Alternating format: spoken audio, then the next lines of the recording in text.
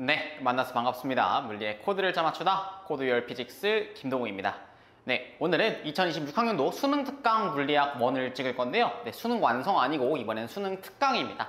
제가 수능 특강을 왜 찍냐면은 이번에 내신 대비로 여러분들 아마 범위가 2단원이 들어가는 친구들이 좀 많은 것 같아요. 그래서 2단원에 포함되는 6강 물질의 전기적 특성, 그 다음에 7강 물질의 자기적 특성에 대해서 조금 강의를 찍어가지고 여러분들 문제풀이 하시는데 조금 도움되라고 아마 강의를 촬영할 것 같습니다. 그래서 6강 같은 경우에는 6-1강 해가지고 전기적 특성 2점 문항 20문제를 볼 거고요. 6-2강에서 전기적 특성 3점 문항들을 보게 될 겁니다. 네, 그 다음에 7-1강에서 자기적 특성 1점 문항, 그 다음에 7-2강에서 자기적 특성 3점 문항까지 보게 될 겁니다. 네, 여러분들 내신 기간이 얼마 안 남은 만큼 수능 특강 요거 같은 경우에는 제가 최대한 빨리 찍어서 업로드 최대한 빨리 해드릴 수 있도록 노력해 보겠습니다. 네, 그 다음에 지금 수능 특강 문제 같은 경우에는 제가 이렇게 보면 오른쪽 위에다가 별표를 조금 넣어놨어요. 근데 별표가 조금 의미가 다른 별표일 수도 있는데 첫 번째로 별이 하나인 친구들은 완전 개념형 문항. 네, 여러분들이 이미 문제풀이를 충분히 하면서 봤을 만한 문항들이 있죠. 네, 이미 풀어봤을 만한 문항들을 별점 1개를 매겨놨고요. 그 다음에 넘기다 보면은 이렇게 별점 2개짜리가 나옵니다. 별점 2개짜리는 이미 봤을 법한 문항이나 그럼에도 불구하고 다시 한번 풀어봐야 되는, 이미 봤겠지만 다시 한번 풀어봐야 되는 문항을 별점 2개를 넣어놨고요. 별점 3개 같은 경우에는 여러분들이 꼭 다시 풀어봐야 되는 중요한 문항, 내신의 변형에서 내게 좋은 문항들을 제가 별점 3개를 넣어놨으니까요. 참고하시면 좋겠습니다. 네, 그래서 오늘은 6-1강 물질의 전기적 특성 2점 문항부터 한번 같이 봐봅시다.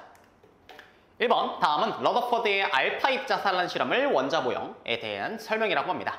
양전하를 띠는 알파 입자를 우리 알파 입자가 뭐였는지 기억하셔야 돼요. 알파 입자가 뭐였을까? 알파 입자는 4,2헬륨의 원자핵이었죠. 즉 원자핵이니까 플러스 전하의 성질을 띠고 있었을 겁니다.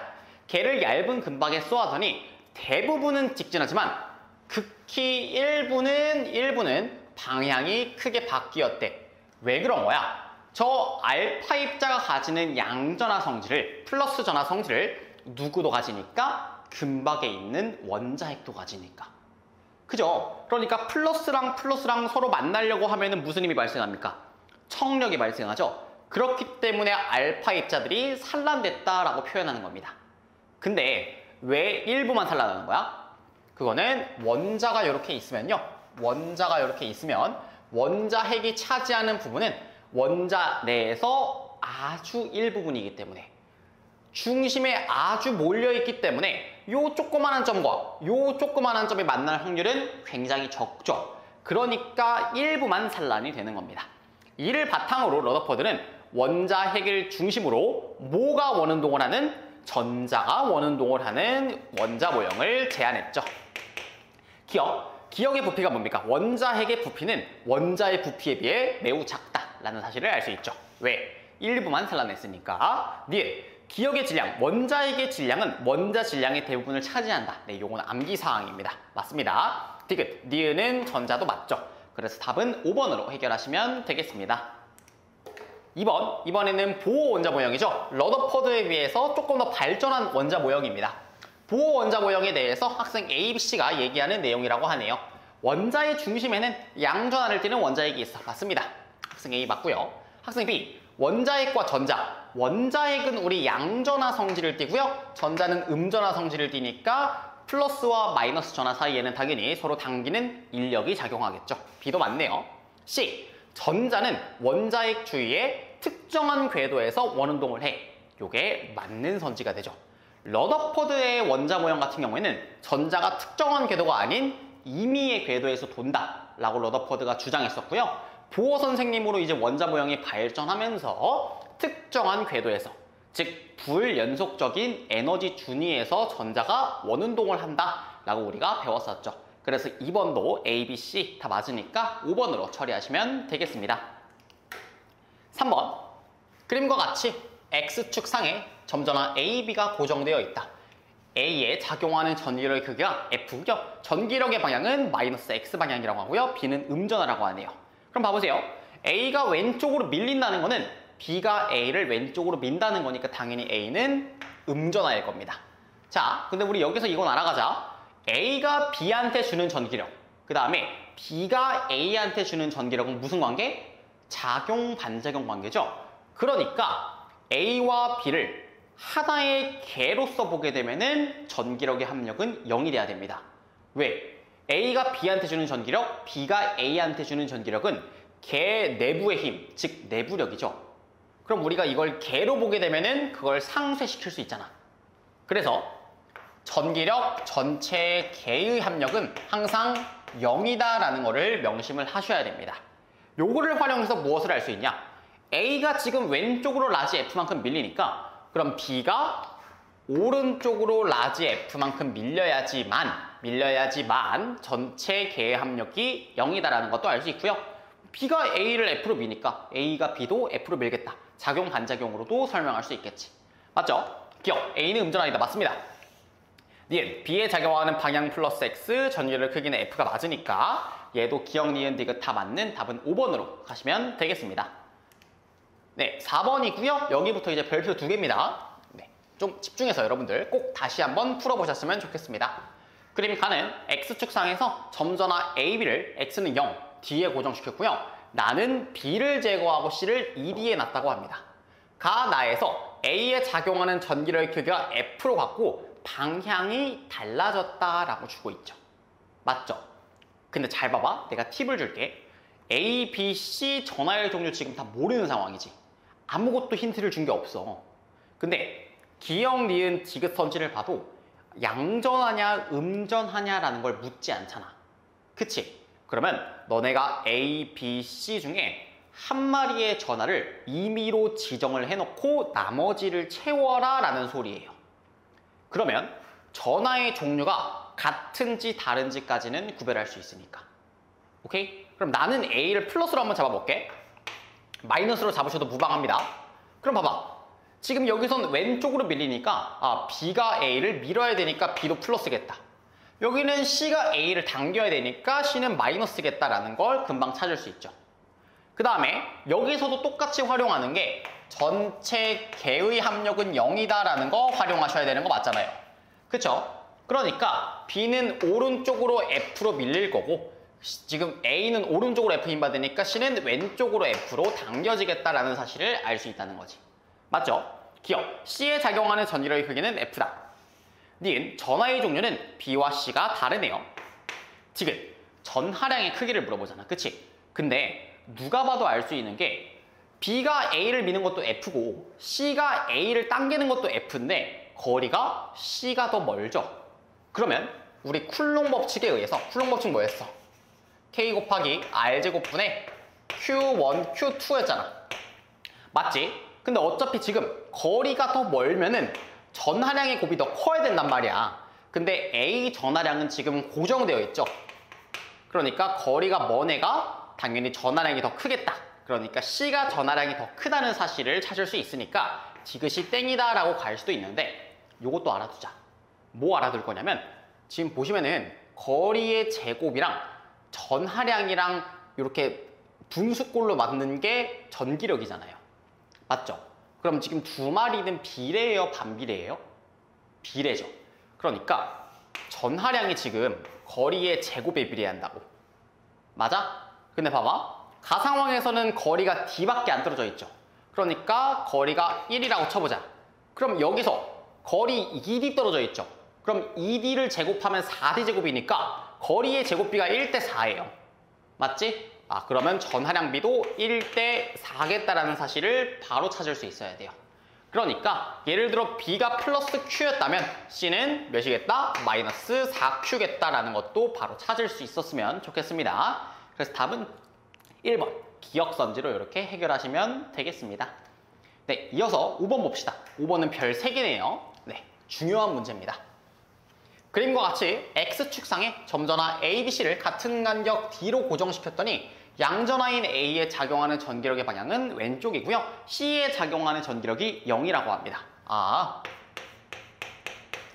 자, 일단 기억하자. 첫 번째, 힘이 0이 되는 애 있지? 힘이 0이 되는 애 말고 나머지 두 마리를 기준으로 잘 들어봐. 전하가 총 3개일 때 작용 가능한 얘기입니다. 어떨 때? 시험 전하를 제외한 고정 전하 있죠. 시험 전하라는 건 뭐냐면 지금 C가 시험 전하예요. 왜? 너가 전기력이 0이니까. 맞지? 그럼 고정되어 있는 친구는 누구랑 누구예요? A랑 B죠? 그쵸? 그 고정 전하에 대해서 내분 지점에서 합력이 0인 지점이 생기면 다시 이 시험 전하가 A와 B 사이, 즉 내분 영역에서 전기력의 합력이 0인 지점이 생기면은 그거는 고정 전하가 같은 종류다. 같은 종류의 전하다라는 거 기억하셔야 되고요. 만약 외분 지점에서 생기면 지금과 같이 A와 B 고정 전하에 대해서 외분 지점에 생기면은 다른 종류의 전하구나라는 걸 아셔야 돼요. 오케이? 지금 상황에서는 C가 A와 B에 대해서 외분 지점에 있으니까 A와 B가 다른 종류의 전하겠구나라는 걸 알 수 있다는 거야. 맞죠? 그러니까 B는 마이너스. 오케이? 근데 봐봐. 그럼 B가 A를 오른쪽으로 당길 거잖아. 근데 A는 왼쪽으로 밀리네? 왜 그런 거예요? C가 플러스니까. 맞죠? C가 A를 미는 힘이 B가 A를 당기는 것보다 세니까 A가 왼쪽으로 밀리는 거잖아. 맞죠? 지금 이 상황에서 보시면은 내가 A가 받는 전기력을 라지 F라고 한번 해볼게. 근데 지금 이 상황에서도 쓸 수 있는 공식이 뭐가 있을까? 전체 개의 합력은 몇이다? 0이다. 그럼 C는 합력이 0이고 A는 왼쪽으로 라지 F 받으니까 B는 오른쪽으로 라지 F만큼 받겠구나라는 전기력도 구할 수 있겠죠. 그 다음에 제일 핵심이 남았어요. 제일 핵심이 뭐냐면 자, 요 공식 기억하자. 어떤 공식 기억할 거냐면 우리 방금 4번 문제에서 어떻게 했었어? 전기력이라는 건 쿨롱 상수 곱하기 R제곱분의 Q1, Q2잖아. 그치? 근데 어차피 쿨롱 상수는 상수니까 제외할게요. 쿨롱 상수를 제외하고 보면은 전기력이라는 거는 거리의 제곱분에 두 마리의 전하량의 곱과 비례한단 말이야. 맞지? 근데 봐봐. C가 전기력이 0이라는 거는 B가 C를 당기는 힘과요. A가 C를 미는 힘이 어떠니까? 같으니까 전기력의 합력이 0이 되는 거잖아. 맞지? 지금 두 마리의 전기력이 같은 상황이라고. 맞지? 그 다음에 B가 C한테 주는 힘을 구하나 A가 C를 미는 힘을 구하나 두 마리의 전하 중에 C의 전하는 고정되죠. 무슨 말이냐면 B가 C한테 주는 전기력을 구하고 싶으면은 QB, QC로 구하면 되는 거고 A가 C한테 주는 전기력을 구하고 싶으면은 QA, QC로 구하면 되는 거잖아. QC는 똑같이 공통이다라는 소리예요. 맞지? 그러니까 전하량 두 마리 중에 한 마리는 고정이 돼버린다고. 그러면 지금 무슨 꼴이 나오는 거야? 거리의 제곱이 저 A와 B의 전하량과 뭐하다? 비례한다라는 식이 나오죠. 그러니까 결론적으로 여러분들이 아셔야 되는 건 뭐냐? 거리라는 건 전하량의 제곱근과 비례한다 라는 요 사실을 꼭 챙겨가셔야 돼요. 무슨 말이냐면 잘 봐봐. C로부터 B까지의 거리가 D죠. C로부터 A까지의 거리가 2D죠. 그럼 지금 C가 A랑 떨어져 있는 거리는 2만큼이고요. C가 B랑 떨어져 있는 거리는 1만큼이에요. 알겠지? 그럼 전하량의 루트 씌운 값 B가 2대 1일 거라고. 그럼 전하량 B는 몇 대 몇이겠니? 4대 1이겠구나라는 사실을 알 수 있죠. 그러니까 바로 A한테 플러스 4Q, B한테 마이너스 Q 매겨주시는 게 습관이 돼야 돼. 습관이. 이 문제를 처음에 저 위에 글 읽고 그냥 딱 C에 작용하는 전기력이 0이다 라고 한 순간부터 바로 4QQ겠다 라는 사실이 보여야 돼요. 오케이? 그럼 예를 들어 if 뭐 이런 것도 한번 해볼까? 이렇게 있고 여기에 있는 C한테 전기력이 0이래. 근데 B랑 A가 있는데 이번엔 요 거리가 2D고 요 거리가 3D래. 그럼 바로 거리 B가 몇 대 몇이야? 3대 2지. 그럼 거리의 제곱 몇 대 몇이야? 9대 4지. 그럼 바로 전하량은 9Q, 4Q다라고 쓰고 가셔야 돼요. 알겠죠? 그 다음에 우리가 또 알 수 있는 거 뭐야? 두 전하에 대해서 외분 지점에서 합력이 0이 되니까 두 마리의 종류의 전하는 틀마 또는 맞불이겠다. 아, 전하의 종류가 다른 상황이구나라는 것까지 예측할 수 있다는 거야. 아시겠죠? 요 관계가 여러분들 전기력에서 쓸 수 있는 모든 내용이에요. 그래서 요것만 알면은 모든 문제가 다 풀린다고. 우리 전기력 파트에서 배우는 내용 이 쿨롱 법칙밖에 없단 말이야. 그러니까 쿨롱 법칙을 어떻게 하면 잘 활용할 수 있을까? 네, 요거에 대해서 잘 고민을 해봅시다. 기억, B와 C는 다른 종류의 전하니까 서로 당기는 전기력이 작용할 겁니다.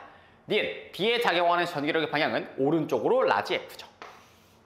디귿, 전하량의 크기는 어떻게 비교할 수 있는 거야? 이거는 낑겨있는 B 보시면 되죠? 왜? A랑 B랑 C랑 요 사이 거리 D로 같지? 근데 봐봐. A가 4Q거든?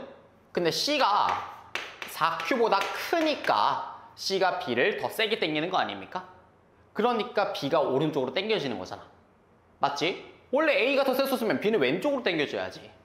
맞죠? 이 새우등 낀 직구를 항상 보시면 됩니다. 그러니까 C가 A보다 전하량의 크기가 크다라고 판단하셔서 답은 니은 디귿 4번으로 가시면 되겠습니다. 네, 이어서 6번 봅시다. 6번도 매우 중요한 문제입니다. 6번. 네, 요거는 어떤 거에 초점이 맞춰져 있는지 잘 읽어봅시다. 그림, 가와 같이 X축 상에 점전한 ABC가 0D, 2D에 고정되어 있고요. B에는 오른쪽으로 라지 F만큼의 전기력이 작용한다고 알려주고 있네요. 그 다음에 A와 C가 양전하인 B로부터 받는 전기력의 크기는 같다라는 조건을 줬잖아. 요게 굉장히 중요한 조건입니다. 자, 여러분들이 일단 하나 아셔야 될 거. 물리 문제엔 과조건이 없어요. 과조건이 없다고. 그러니까 문제에서 준 모든 조건을 활용해야만 한다는 거야. 여러분들 만이라는 조사 하시죠? 무조건 활용해야 된다고. 봐봐.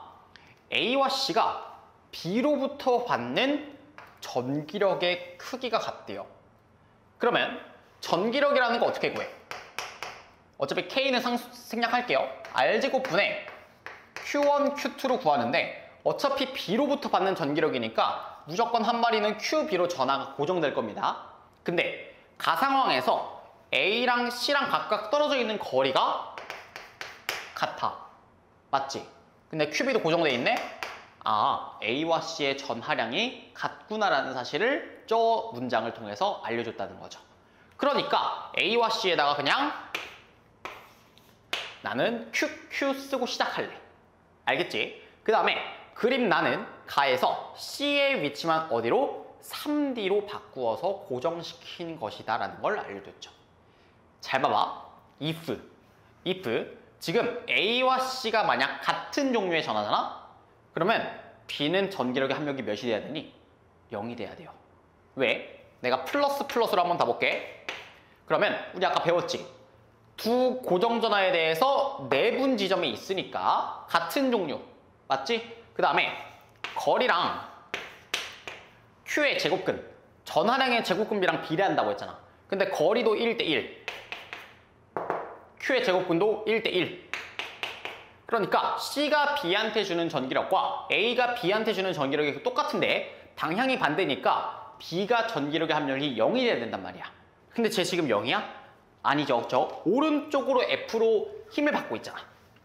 그러니까 A와 C가 모두 오른쪽으로 힘을 주고 있구나라는 사실을 알 수 있다는 거지.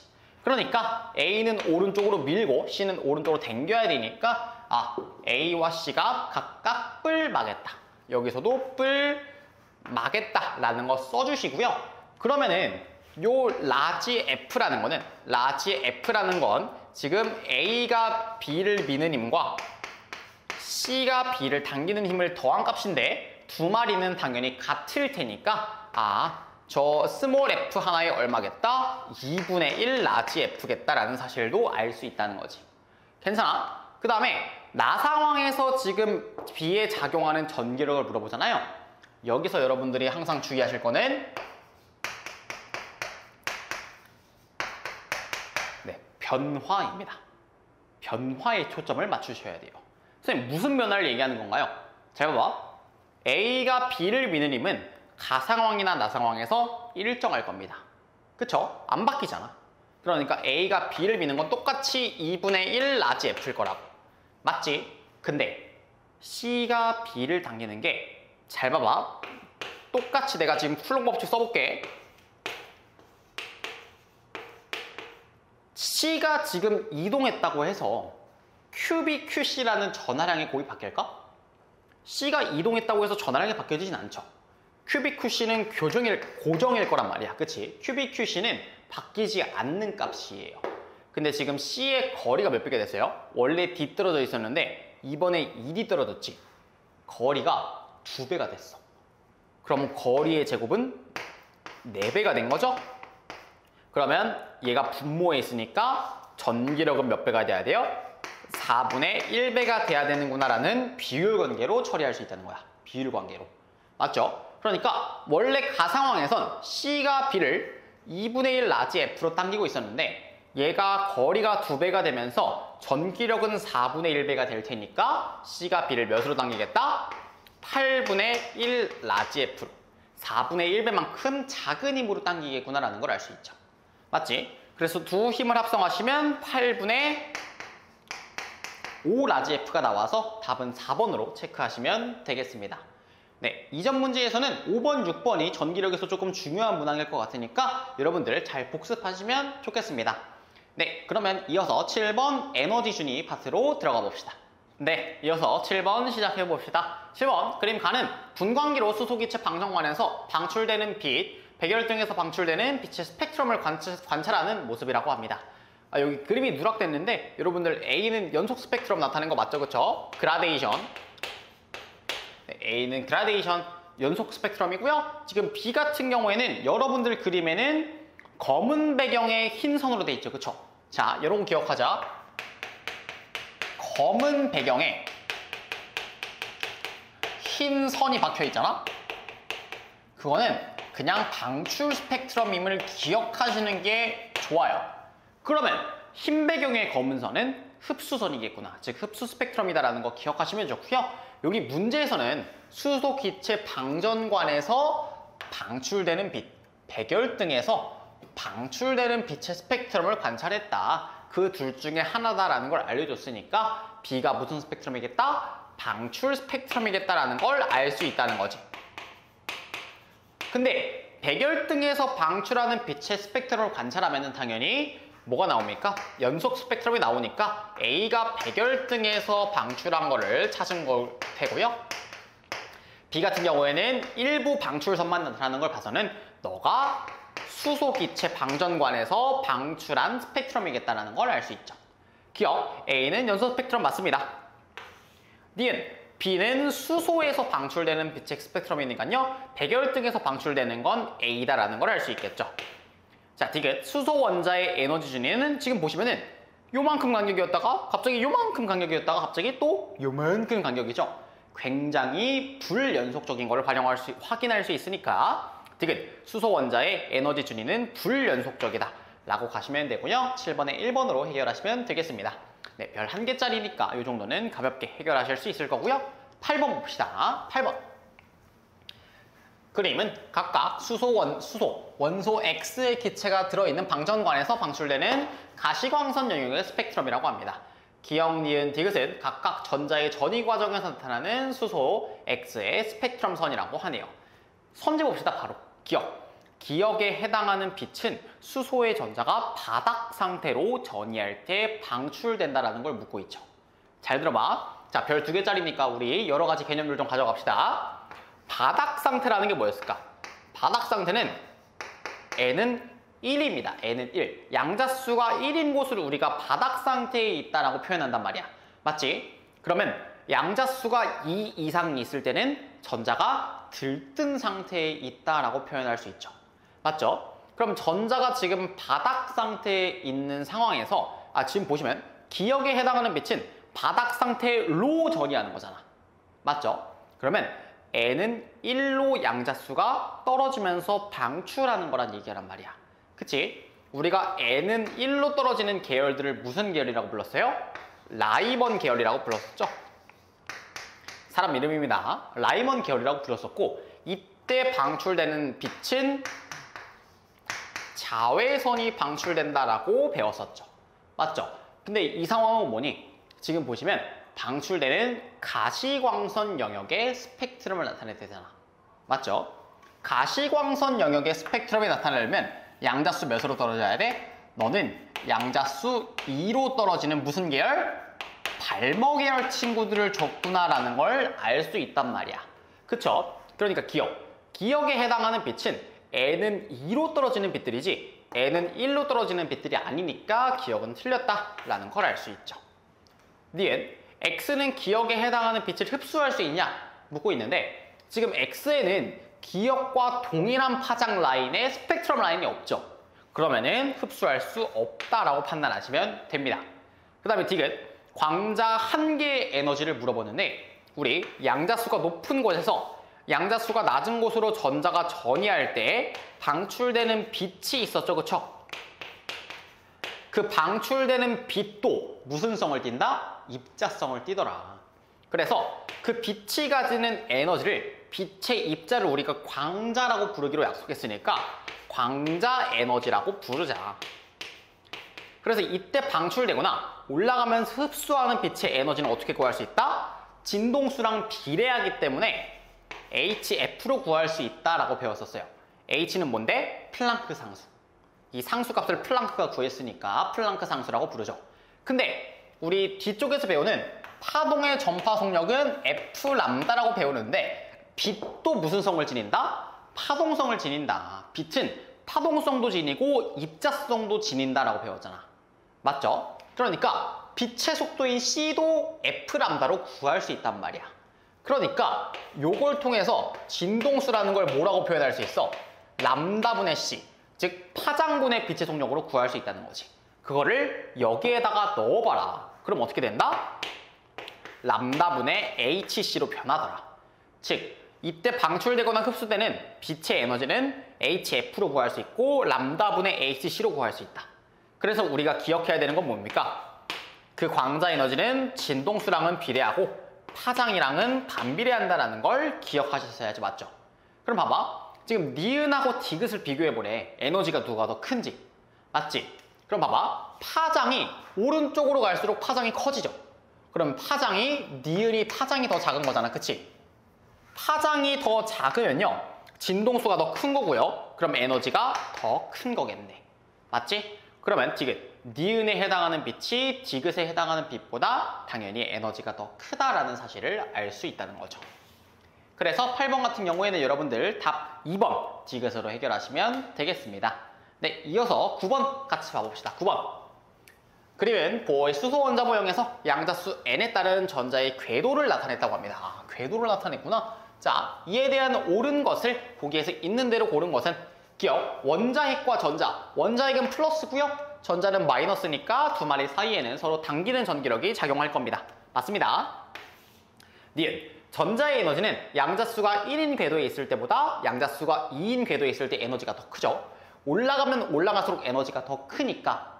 왜? 우리가 쭉 가다가 양자수가 거의 무한대에 근접한 곳의 에너지를 0이라고 하자라고 약속했잖아. 그치? 그래서 너네가 기억할지 모르겠지만 이때 각각의 양자수의 에너지 준위는 어떻게 구할 수 있었어? 마이너스 n제곱분의 13.6 전자볼트로 구할 수 있었죠. 그래서 n은 1인 곳에, n은 1 양자수를 가지는 곳에서 에너지 준위 값은 여기다가 1로 보시면은 마이너스 13.6 전자볼트다라는 것도 배웠단 말이야. 그러면 양자수가 올라가면 올라갈수록 마이너스에서 0으로 근접해 가는 거죠. 그러니까 전자의 에너지는 N은 2인 궤도, 즉 높은 곳에 있을 때가 훨씬 크니까 니은은 땡입니다. 디귿, 전자는 N은 1일 때의 에너지 준위와 2일 때의 에너지 준위 사이의 에너지, 즉 이 사이 간격을 가질 수가 없었죠. 그게 보어가 주장한 특정한 에너지 준위에서만 전자가 존재할 수 있다라는 조건이었죠. 맞죠? 그렇기 때문에 답은 기억 디귿으로 가시면 되고요. 3번으로 가시면 되겠습니다. 네, 10번 볼 건데요. 10번 문제가 좀 길죠? 별 3개짜리니까 여러분들 잘 파악해 봅시다. 에너지 준위에서 파악할 수 있는 많은 내용들을 물어보고 있으니까 잘 봅시다. 다음은 보의 수소 원자 모형에서 양자수 n에 따른 에너지 준위가 에너지 준위와 전자가 전이할 때 방출되는 빛의 스펙트럼 계열에 대한 설명이라고 합니다. 봅시다. n은 2, 3, 4, 5인 궤도에 있는 전자가 1로 전이할 때, 우리 아까 했잖아. 1로 전이할 때 뭐가 나온다고? 무슨 빛? 자외선이 나온다 했죠. 자외선. 그러니까 기억. 자외선은 기억으로 적절합니다. 그 다음에 그거를 라이먼 계열이라고 부르기라고 했죠. 그쵸? 이때 뭐가 나온다고? 자외선 나온다고. 그치? 그 다음에 발모 계열은 가시광선 나오죠? 근데 여러분들 뭐 정말 심화되게 배운 친구들이 가끔씩 학교에서 있으니까 알려드리면요. N은 7에서 2로 떨어지는 것까지는 가시광선이 나오거든? 근데 7 이상 8에서 2로 떨어지기 시작하면요. 이때부터는 일부 자외선이 방출될 수 있어요. 그렇기 때문에 N은 7 이하 범위에서 2로 떨어질 때만 가시광선이 나오고요. 그 이상은 자외선이 나온다 라는 거는 심화 개념으로 참고하시면 좋겠습니다. 네, 학교에서 안 알려줬으면 여러분들 굳이 기억하실 필요는 없습니다. 자, 근데요. 지금 보시면은 전자가 N은 2인 궤도로 전이할 때 가시광선을 포함한 영역의 전자기파. 지금 봐봐. 잘 봐봐. 1로 떨어질 때는 자외선 영역의 전자기파를 방출한다고 했지. 잘 볼래? 근데 N은 2인 궤도로 전이할 때는 가시광선을 포함한 영역이래잖아. 그러니까 가시광선만 방출하진 않는구나라는 거를 이 지문만 읽고도 파악할 수 있어야 돼요. 여러분들의 뭐로? 국어 독해력으로. 오케이. 이때를 발모 계열이라고 한다라고 했죠. 봅시다. 니은. 방출하는 광자 한 개의 에너지는 니은 영역에서가 기억 영역에서보다 크냐 묻고 있는데 당연히 아니죠. 자, 니은에서 기억하실 거 이런 거 있어요. 자, 라이먼 계열에서 에너지 차이가 제일 작은 친구가 뭘까? 에너지 값 차이가 제일 작은 친구가 N은 2에서 1로 떨어지는 게 제일 작은 거겠죠. 맞죠? 그 다음에 발모 계열에서 에너지 값 차이가 가장 큰 친구는 누굴까? 가장 큰 친구는 N은 무한대에서 2로 떨어지는 친구일 겁니다. 맞죠? 그러면은 이 라이먼 계열에서 에너지 값 차이가 제일 작은 애는 2에서 1 차이인 만큼을 방출할 거 아니야. 그치? 근데 2가 마이너스 3.4고요. 1이 마이너스 13.6이니까 대충 에너지를 10 전자볼트 정도의 차이만큼을 방출한다는 거야. 맞죠? 근데 발모 계열에서 제일 에너지가 큰 친구는요. 에너지가 0인 곳에서 3.4까지의 차이니까 이때 방출하는 에너지는 3.4 전자볼트밖에 안 된다고. 알겠죠? 그러니까 발모 계열 1등이 라이먼 계열 꼴찌를 절대 이길 수가 없어요. 똑같이 파신 계열 1등이 발모 계열 꼴찌를 이길 수가 없습니다. 네, 이런 것들 기억하시면 좋겠죠. 그래서 니은, 방출하는 광자 한 개의 에너지는 무조건 니은 영역에서가 기역 영역에서보다 작아야 되겠구나라는 걸 알 수 있죠. 디귿, 라이먼 계열에서 파장이 가장 짧은 빛. 라이먼 계열에서 파장이 가장 짧은, 즉 뭐가 제일 큰?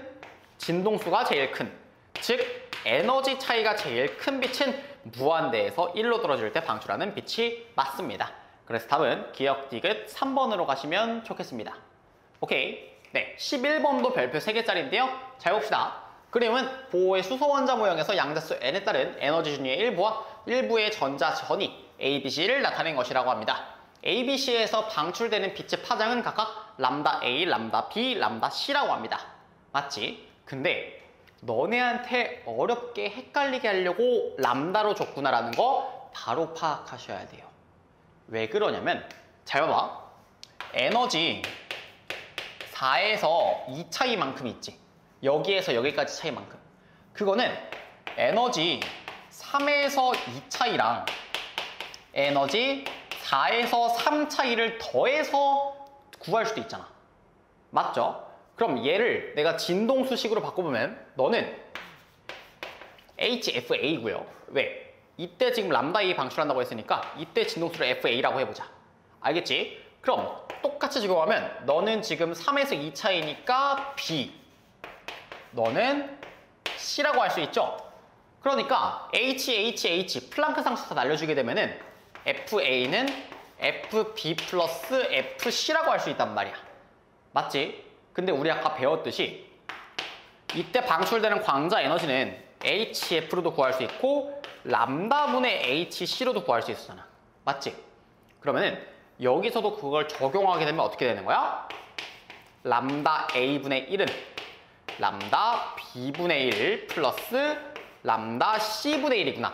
즉 람다 값이 어디에 들어가야 된다? 분모에 들어가야 되는구나 라는 걸 구할 수 있다고. 왜? 진동수랑 파장은 반비례하니까. 아시겠죠?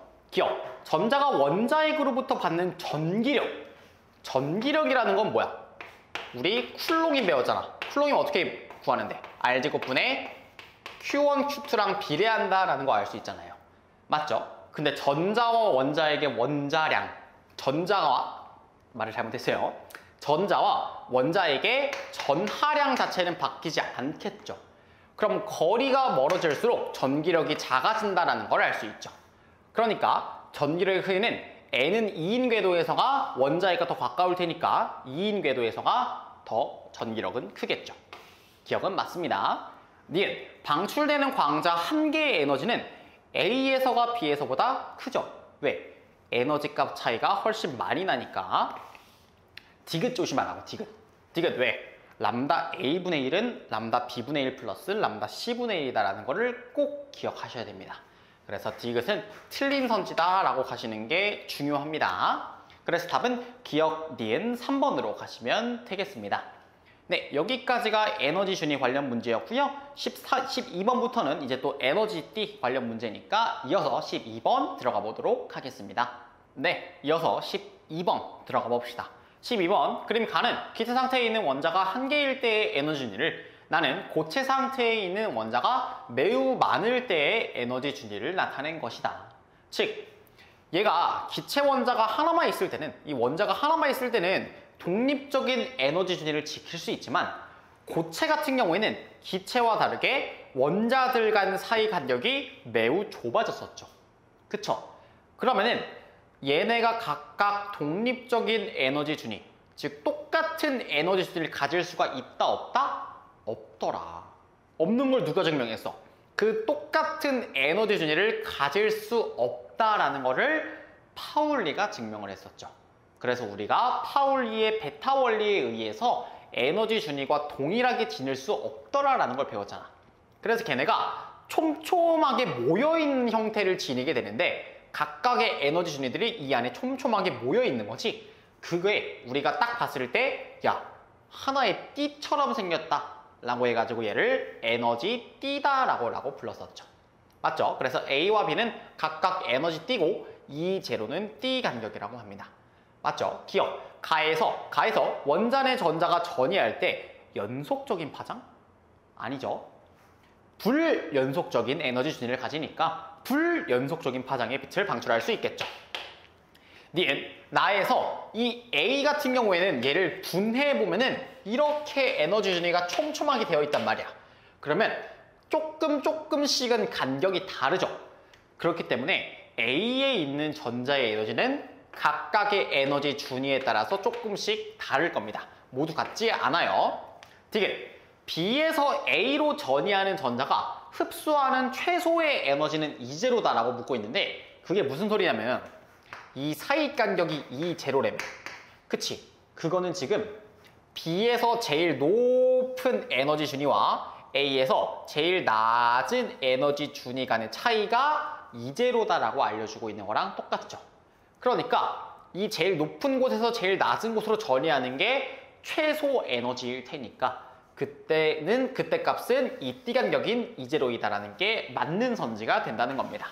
그래서 12번에는 여러분들 디귿 2번으로 해결하시면 되겠습니다. 네, 이어서 13번 가봅시다. 13번.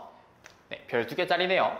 그림은 고체의 에너지띠 구조를 나타낸 것으로 색칠한 부분까지 전자가 채워져 있다고 합니다. 네, 여기까지 전자가 채워져 있나 봐요. 그 다음에 이 제로는 원자가 띠와 전도띠 사이의 띠 간격, 방금이랑 똑같죠? 이 사이의 띠 간격이라고 했고요. 원자가 띠에 있던 전자가 전도띠로 전이하게 되면 구멍이 생기죠. 그쵸? 이 구멍이 사실상 플러스, 즉 양전하의 역할을 하는 구멍이다라고 해서 양공이라고 불렀었습니다. 맞죠? 기억은 양공이다. 맞습니다. 니은 에너지 준위는 당연히 더 높이 있는 전도띠가 원자가 띠보다 높겠죠. 지금 이 제로가 클수록, 즉 띠 간격이 클수록 원자가 띠에 있는 전자가 전도띠로 전이하기 쉬워지니 어려워지죠. 그러니까 띠 간격이 커지면 커질수록 고체의 전기 전도성은 점점 안 좋아지는 거지. 왜? 전이하기 어려워지니까. 그래서 디귿은 틀린 선지다 라는 거 함정에 걸리시면 안 됩니다. 그래서 13번에는 3번 기억 니은으로 해결하시면 되겠습니다. 네, 이어서 14번 봅시다. 그림은 학생 ABC가 물질 가나다의 에너지띠 구조에 대해서 대화하는 모습이라고 하고요. 가나다는 도체, 반도체, 전련체 순서라고 하는데요. 딱 보면 지금 가나다 보시면 딱 보여야 돼. 봐봐. 띠 간격이 겁나 커. 띠 간격이 작아. 원자가 띠와 전도띠가 겹쳐 있어. 맞죠? 그리고 겹쳐 있는 애가 도체. 그나마 띠 간격이 좀 작은 애가 반도체. 띠 간격이 엄청 큰 애가 절연체구나라는 걸 알 수 있죠. 기억, 학생 A. 가의 전자는 기형 영역, 즉 띠 간격의 에너지 준위를 가질 수가 없죠. 원자가 띠 또는 전도띠의 에너지 준위만 가질 수 있지. 띠 간격에 해당하는 에너지 준위는 아무도 못 가집니다. 나는 도체야. 맞습니다. 학생 C. 전기 전도성은 절연체가 반도체보다 좋아. 아니죠. 그나마 반도체가 전기에 좀 더 잘 흐르니까 학생 C도 땡. 네, 학생 B만 맞으니까 2번으로 해결하시면 되겠습니다. 네, 15번 봅시다. 그림 가와 같이 고체 AB 스위치 S1, S2 전구 전지로 회로를 구성했고요. S1만을 닫으면 전구에 불이 안 켜진대. 그치? 잘 봐봐. 전지에서 S1에 흐르는데 S1을 닫으니까 A에 막혀가지고 아마 전구가 안 흐르구나라는 게 상상이 될 수 있죠. 그러니까 당연히 지금 여기는 원자가 띠하고 전도띠가 겹쳐있는 걸 봤을 때 X는 도체겠구나라는 걸 알 수 있고요.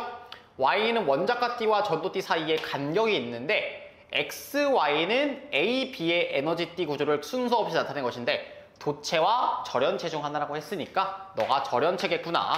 그 다음에 당연히 S1을 연결했을 땐 전구에 안 켜지니까 너가 절연체인 Y겠다.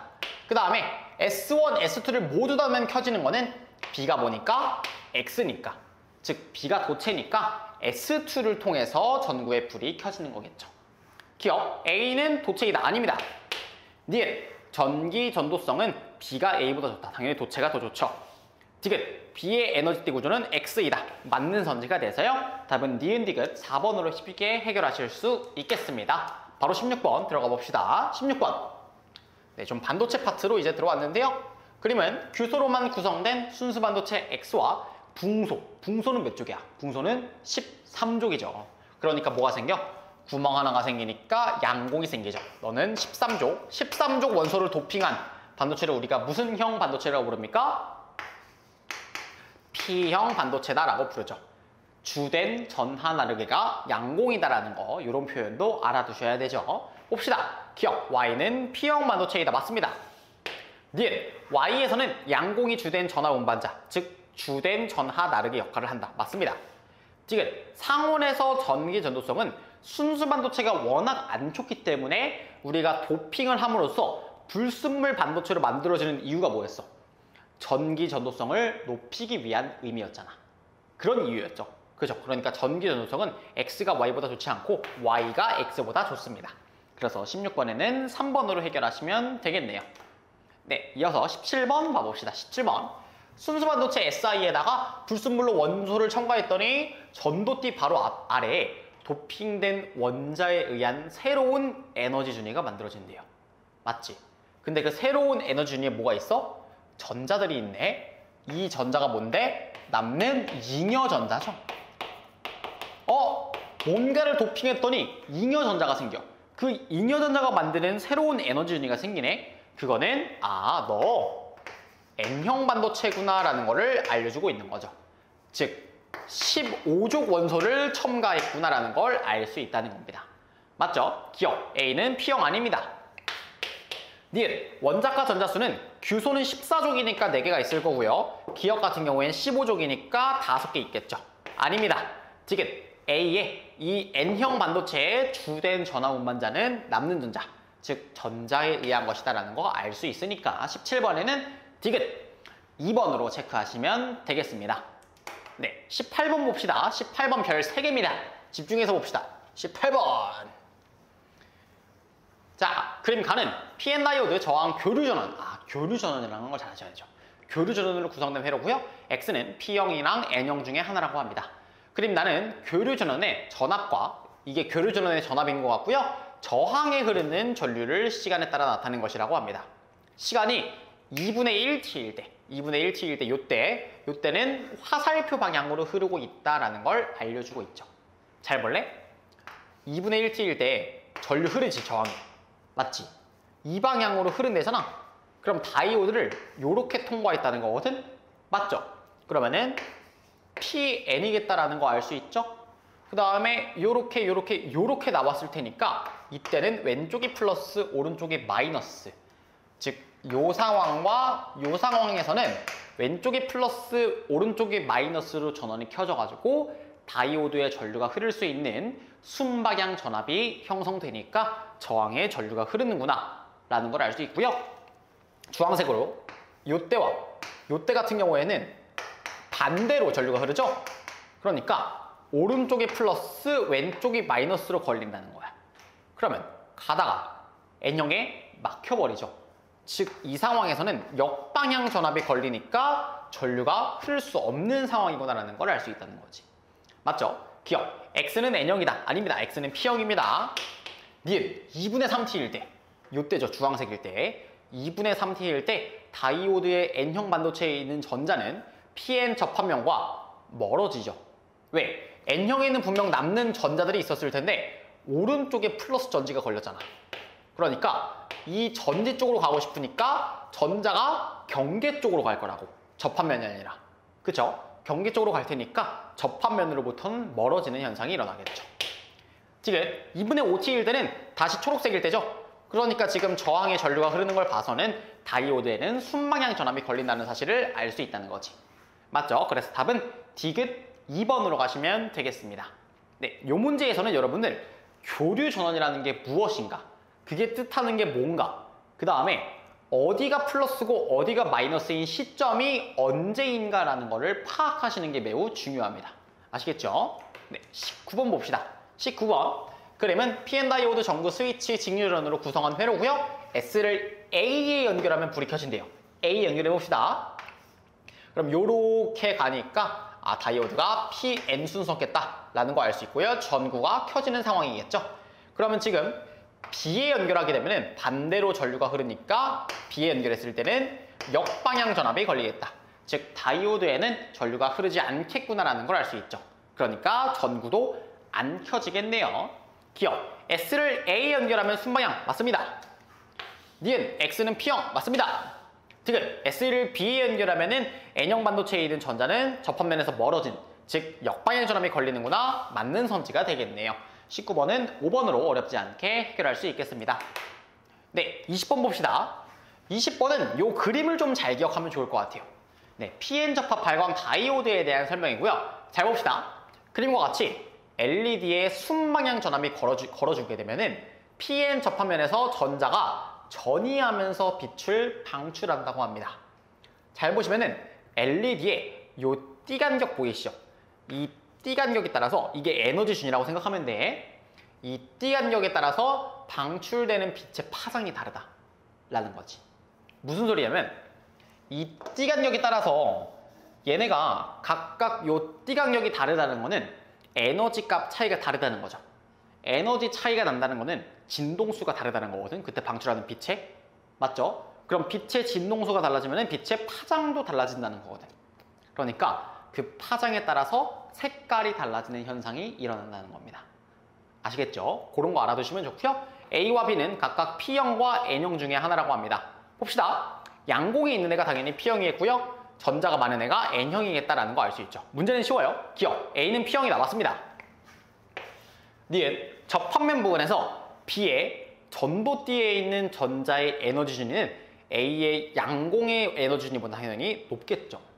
그러니까 얘네가 아래로 내려오기 시작하면서 아래로 전자가 에너지 준위 내려오기 시작하면서 빛을 방출하는 거잖아. 맞죠? 니은 맞습니다.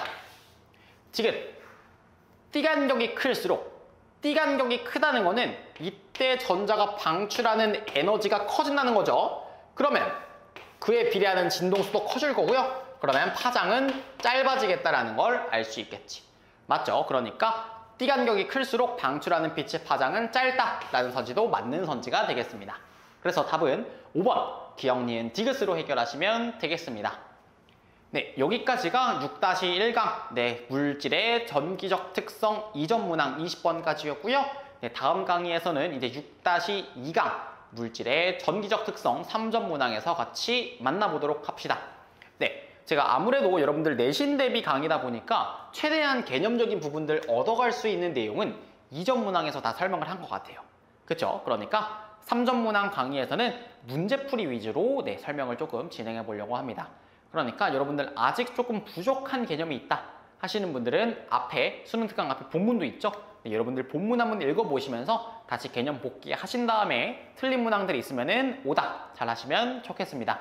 네, 오늘 강의는 여기에서 마치고요. 다음 시간에 또 봅시다.